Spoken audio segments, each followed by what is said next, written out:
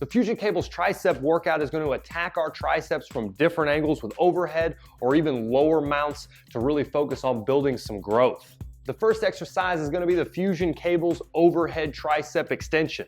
You're going to grab your anchor strap and we're going to place it through the Fusion mount.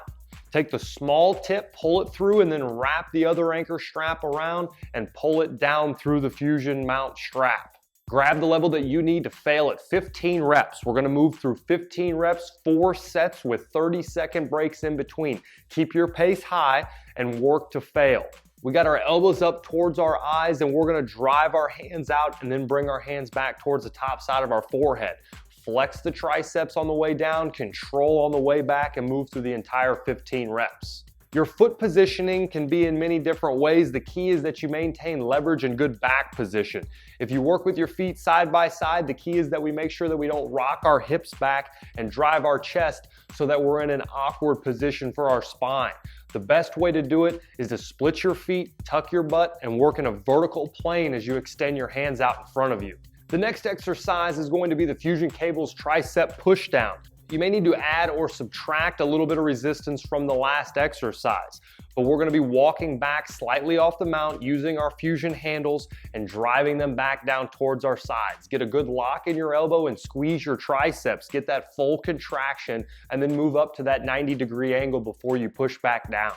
15 by 4 by 30, the same rep ranges here. Keep it simple but challenge weight. If you're getting to that 15 rep range and you're not failing, that's always the key. The more reps you can do while you're burning, the faster your muscles will respond.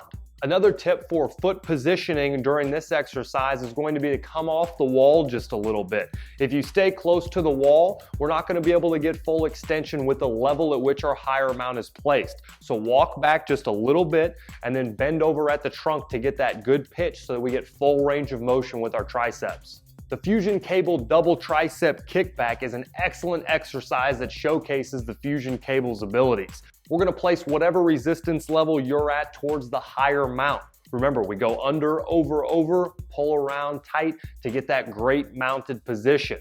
We've got that on both sides. We're going to walk back from the wall using our Fusion handles and kick our elbows back. This cross cable position is going to put us in a great place to really flex our triceps and roll our index fingers out. The more you can get the squeeze into your triceps in this position, the more results you will get. As we move forward now, we're going to get just to the 90-degree angle and then cross back out for the squeeze. We're going to get a lot more reps here with both hands moving at the same time than if we were doing individual kickbacks. That isolation exercise is to come, but here we're going to increase our volume and accelerate through the sets. Complete 15 repetitions for 4 sets with 60 seconds in between.